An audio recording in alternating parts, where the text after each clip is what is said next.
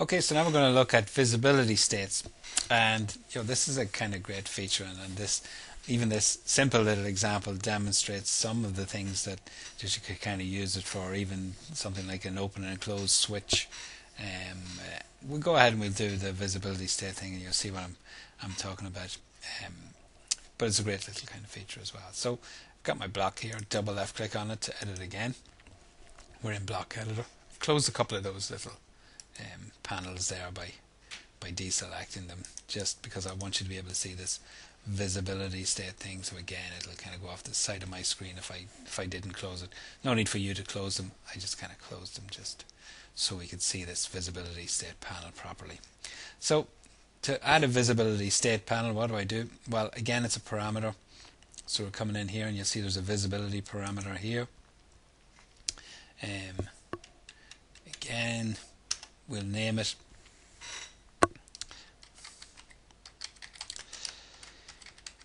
display chairs, and again, the naming of it kind of helps sort of at a sort of later stage. Again, kind of keep saying it, but as you kind of do lots of as you kind of get new ideas and new thoughts on what you're going to use this for, you'll end up throwing lots of different parameters and actions in here. Trust me, you'll really love this one when you get into the swing of it. So display chair. So specify parameter location, and we just pop it down here. Doesn't really matter where it goes. We pop it down in the bottom right hand corner.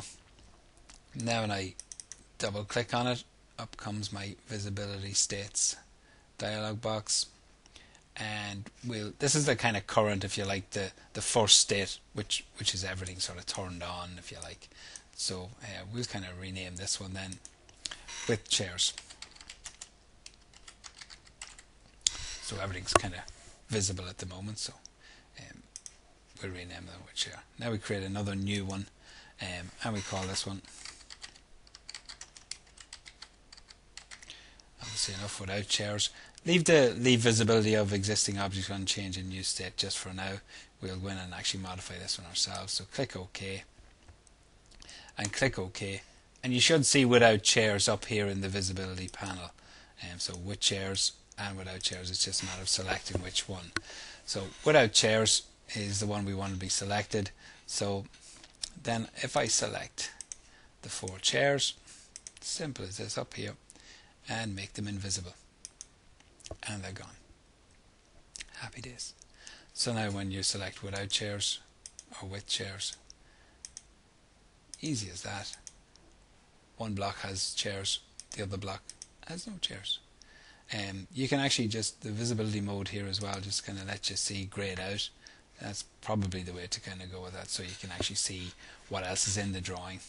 But if you're happy enough, you can kind of toggle that on or off. And that's about it. I mean, close the block editor, save your changes. Now when I left click on the block, we've got another little grip here. So if I left click on that, up comes a little dialog box. Do you not want any chairs on this table? And there you go. Our stretch grip still works along with our chairs, so we can do both. So bring that back down to 48, and we can have without chairs. Nice and easy, very simple. But there's lots of things. You can have all sorts of sort of variations on blocks with that. Hopefully you can kind of see that it's very easy to have slightly different versions of each block now within the one block. So you're inserting the one block, and then you come along and you decide, well, this is the one I want. I want that block, but I want this one to have chairs.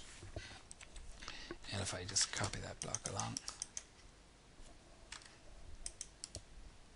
you come along here and you'll have that one without chairs.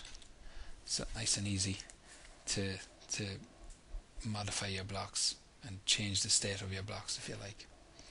Okay, so that's visibility state.